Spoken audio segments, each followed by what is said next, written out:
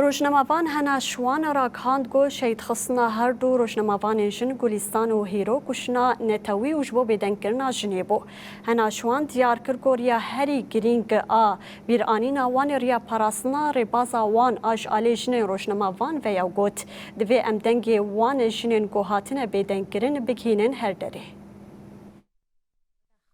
ساڵی 2024 یەکێک لە کارەساتە گەورەکان کە بەسەر ژنانە هات و بە تایبەتی ژنانی ڕاگەاندنکار تیرۆرکردنی هەردووکیان بوو.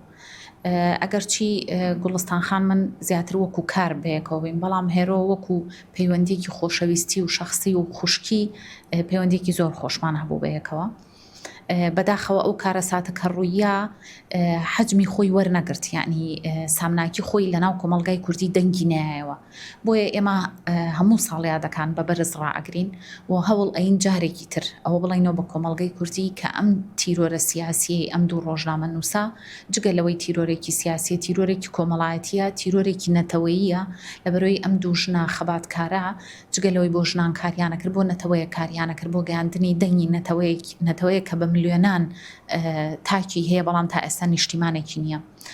بۆیە گرنگە بەرز ڕاگررتنی ئەمیا لەوەش گرنگتر ئەوەیە کە ڕێبازەکان ون نەبێت، لەوەش گرنگتر ئەوەیە کە ژنانی تری ڕۆژنامە نووس بتوانن جەریئانە بۆ قەڵەمە جوانەی ئەوان بنووسن، بوێرانە بۆ ئاڕاستەی ئەوان بنووسن. ئەمانە هەمووی گرنگی خۆی هەیە. لە ئایندەیە بە نیازی دروستکردنی مەحفەلێکین یا تەجموعێکین کە خانمانی ڕۆژنامە نووس بە جیاوازیەکانەوە بە جیاوازی کەناڵەکانیانەوە بتوانن کۆ ببنەوەتیایە باسی دەردەدڵەکانیان کێشەکانیان و باشیەکانیش بکەن بۆ ئەوەی بتوانین زیاتر باشەکان پەرە پێ بدەین. خۆتەزانی هەندێک کەناڵ هەیە زۆر گرنگی بە دەنگی ژنان ئەدا، هانیان ئەدا، پشتیوانیان ئەکا. گرنگە ئەم سوورەیە و ئەم جۆرە لە ڕفتارکردن لە ناو کەناڵە میدیایەکانە زیاتر پەرە پێ بدەین. نەکە ژنی ڕۆژنامە نووس، ژنانی کرێکار، مامۆستای زانکۆ، ژنانی کرێکار، ژنانی ناوماڵ، ژنانی چالاکوان، هەر هەمویان ئەمانە لەم ناوچەیە بە تایبەتی کە ئێمە نزیکین لە عێراقیشەوە بینیمان لە مانگی دوایە نار محەممەد کە چالاکوانێکی نێودەوڵەتیە ئەو هەموو بەرگریە لە ژنانەکە کوژرا لە بەردەم ماڵەکەی خۆیان تا ئێستا نەوتراوە لیژنەیەکی لە کۆڵینەوە هەیە، نەوتراوە بکوژەکانی دەستگیر کراوە.